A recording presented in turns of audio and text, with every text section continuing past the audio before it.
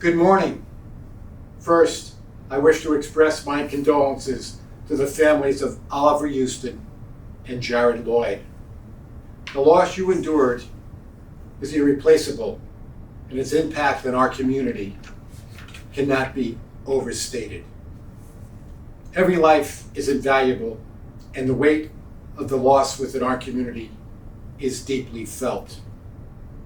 We have an unyielding responsibility to ensure that we never have to bear witness to such tragedies again.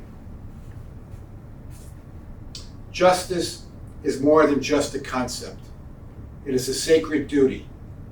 It is a commitment to the victims, their families, and each member of our community. My role as your district attorney involves not just securing convictions, but ensuring that justice is fair, balanced, and serves the community's best interests. We take into account a myriad of factors, from the defendant's history to the intent and the nature of the crime, always adhering strictly to the ethical principles that guide our legal profession. We also have had a long-standing policy that emphasizes alternatives to incarceration for first-time, nonviolent, or unintentional offenders. This is a principle I was transparent about when I ran for office, and it is a guideline we've consistently applied throughout my tenure as district attorney. The outpouring of emotion following this devastating event has been deeply felt and understood by my office. As my office stated on June 20th, it would be inappropriate for any prosecutor to comment on a pending sentence outside of the courtroom until the sentencing is complete. Now that the defendants have been sentenced, I want to clarify some key points that have become the subject of contention. Let's be clear on the facts. This was a first of its kind case in the state of New York. The reckless conduct that both defendants engaged in and ultimately admitted to has no model, no previous case law, no true analogy. It is precedent setting.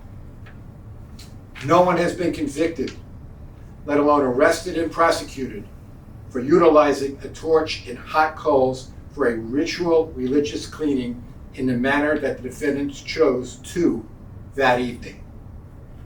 Nevertheless, it was undeniable to my office's view that had the defendants not acted recklessly that evening, the tragic events would never have unfolded the way they did.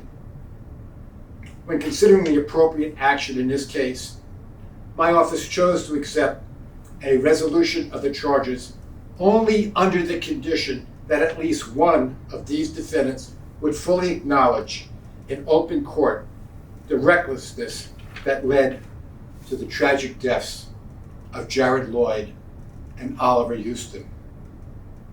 On June 20th, they did just that. And as a result, this was the first time a case of this nature has led to a manslaughter plea. Nathaniel Sommer pled guilty to the highest charge against him, signifying an acknowledgement of his culpability, as did Aaron by his plea. This plea will also likely serve as a foundation for any civil litigation the families might pursue. In opting for a disposition of the charges before trial, we eliminated the unpredictability and uncertainty that accompanies every jury trial. Trials can be double-edged swords with the possibility of lesser convictions or even acquittals. They are also very emotionally taxing for everyone involved, including the victims' families. The primary driver for our decision to resolve the charges before trial, contingent on the acknowledging culpability were the findings from an exhaustive, multi-agency investigation publicly released by my office 3 months ago, which served as the factual basis for evaluating the evidence in this case. The investigation revealed several mitigating facts that would prove challenging for the prosecution at trial. This was a first-of-its-kind case, and the standards for conviction is beyond a reasonable doubt, a standard that could impact a jury's decision significantly. It would take only one doubtful juror for the case to end in a hung jury, leaving the families no sense of closure or justice. Our digital age makes it easy for facts to become muddled and distorted. That's why I urge those following this case closely to read the investigative reports my office made public 3 months ago, which were compiled after a thorough, impartial investigation by agencies of the state of New York.